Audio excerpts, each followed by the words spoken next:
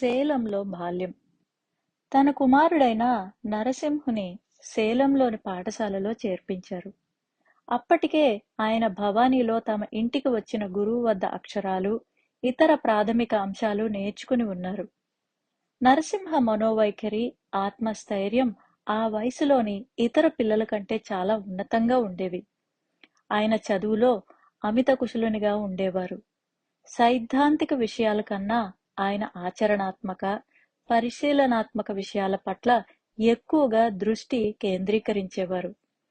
క్రొత్త విషయాలను పరిశోధించడం పట్ల ఆయన ఎంతో ఆసక్తి కనబరిచేవారు. సుదూర ప్రాంతాలు, దేశాల గురించిన వివరణలు ఆయనను ఎంతగానో ఆకట్టుకునేవి. లక్ష్యశుద్ధితో సాహసోపేతమైన మనస్తత్వం కలిగి ఉండేవారు. నాయకునిగా ఉండాలని కోరుకునేవారు. తన వయస్సులోనే ఉన్న ఇతర పిల్లల కంటే శారీరకంగానూ మేధాపరంగానూ ఎంతో ఉన్నత స్థాయిలో ఉన్న ఆయనకు తన తోటివారు ఎంతో మందకొడిగా అనిపించేవారు. ఏమాత్రం నిస్తేజాన్ని, బద్ధకాన్ని, నిస్సత్తువును ఆయన భరించలేకపోయేవారు. అటువంటి వారితో సహవాసం చేస్తే తాను వారిలాగే మారిపోతానని భయపడేవారు. మందకొడిగా, నిరుత్సాహంగా ఉండడాన్ని ఆయన మరణ సదృశంగా భావించేవారు. తల్లిదండ్రులైన వెంకటగిరి అయ్యర్, అంగాచి అమ్మాళ్ నరసింహను వైదిక వాతావరణంలో పెంచి పెద్ద చేసి ఆయనలో సామాజిక బాధ్యతను పెంపొందింపచేశారు. వారెంతో విశాల హృదయులుగా, ఉదారులుగా పేరు గణించారు. భవానీ వద్ద ఉన్నప్పుడు కూడా అంగాచి అమ్మాళ్ తమ తోటలో సంవత్సరంలో మొదట పండిన మామిడి పండ్లు, కొబ్బరికాయలు, ఇతర పండ్లు, ధాన్యం ఇవన్నీ పొరుగువారికి, స్నేహితులకు, తమ బంగ్లాలో పనిచేసేవారికి పంచిపెట్టి వారికి సరిపడే కొద్ది భాగం మాత్రమే తమ వద్ద ఉంచేది.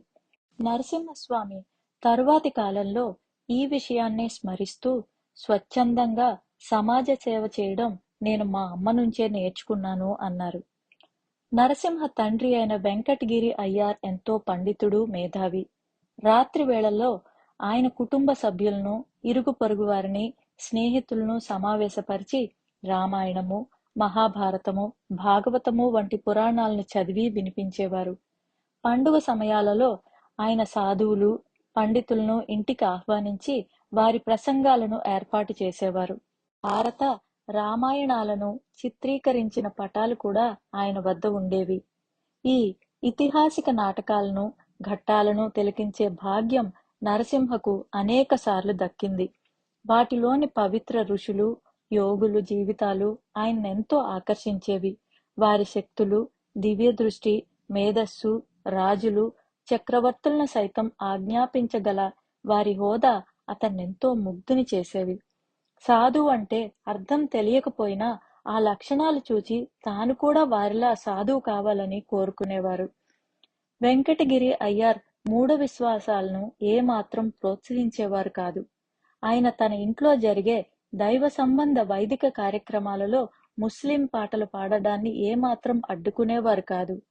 ఒకసారి నరసింహస్వామి తన శిష్యులతో, నాలో ఏమాత్రం శుద్ధత ఉన్నా అది నాకు నా తండ్రి నుంచి అలవడినదే అన్నారు. నరసింహపై ఆయన తల్లి ప్రభావం ఎంతగానో ఉండేది. అతనిలో ఆధ్యాత్మిక భావనలను పెంపొందించడానికి ఆమె ఎల్లప్పుడూ అతని వద్ద భక్తి గీతాలు పాడుతూ ఉండేది. ఎవరైనా మహాత్ముడు లేక సాధువు సేలం వచ్చారని తెలిస్తే ఆ దంపతులు అందరికన్నా ముందు ఆ మహాత్ముని తమ ఇంటికి ఆహ్వానించేవారు. శృంగేరి జగద్గురు శంకరాచార్యులు శ్రీ నరసింహ భారతి స్వామీజీ, కాళహస్తి సమీపంలో నివసించిన శ్రీ సొరకాయి స్వామీజీ నరసింహను బాల్యంలో ఎంతగానో ప్రభావితం చేశారు. శృంగేరి పీఠాధిపతులైన నరసింహ భారతి స్వామిని ఆది శంకరాచార్యుల అపర అవతారంగా భక్తులు భావిస్తారు. ఆయనకు ఎంతో మంది భక్తులు ఉండేవారు. నరసింహ ఆయన్ను మొట్టమొదటిసారి దర్శించినప్పుడే ఆయన ఆ పసివాడిని ఆశీర్వదించి అతని బొగ్గలపై సున్నితంగా తట్టారు. అలా చేసి వెంటనే ఆయన ఆ ప్రదేశం విడిచి వెళ్లిపోయారు. ఆయన వైపే చూస్తున్న పిల్లవాడు నరసింహ ఆ స్వామీజీ ఎంతో వేగంగా వెళ్లిపోతూ ఉంటే వారి పాదాలు భూమిని తాకకపోవడం గమనించాడు. ముఖ్యంగా ఆయన శక్తివంతమైన కళ్ళు ఆ పిల్లవాడిని చిత్రమైన రీతిలో ఆకర్షించాయి. ఆ ప్రభావం అతనిపై ఎంతో తీవ్రంగా పడింది. తరువాతి కాలంలో నరసింహస్వామీజీ ఈ సంఘటనను నేనెప్పటికీ మరిచిపోలేను, అది ఒక నిధి వలె ఎప్పటికీ నాతో నిలిచి ఉంటుంది అన్నారు. 1882లో నరసింహ 8 సంవత్సరముల వయస్సులో ఉండగా అతనికి బ్రహ్మోపదేశం జరిగింది. వారి పొరుగునే ఉంటూ నటరాజ వడియార్ ఆ పిల్లవానికి సంధ్యావందన క్రతువును నేర్పించారు. తండ్రి ద్వారా నరసింహ గాయత్రి మంత్రోపదేశం పొందిన నరసింహ అప్పటి నుంచి త్రికాల సంధ్యావందనం ఆచరిస్తూ గాయత్రి జపం నియమనిష్టలతో చేయసాగారు. తర్వాత రుద్రం, నమకం, చమకం, శ్రీ సూక్తం, పురుష సూక్తం నేర్చుకోవడానికి ఆ పిల్లవాడిని వేద పాఠశాలలో చేర్పించారు. పొరుగునే ఉన్న స్నేహితురాలైన అలమేలమ్మ పిల్లవానికి విష్ణు సహస్రనామం, లలితా సహస్రనామం, ఇతర స్తోత్రాలు నేర్పించింది.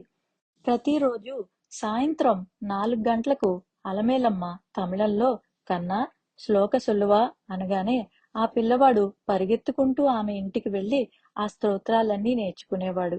ప్రతిరోజు భోజనం చేసే ముందు తులసి మొక్కకు నీరు పోసి ఆవుకు మేత పెట్టాలని అంగాచి అమ్మాళ్ నరసింహకు బోధించింది. నరసింహ దానికి కారణం అడుగగా ఇతరులకు పెట్టకుండా మనం తినడం సరికాదు అని చెప్పింది.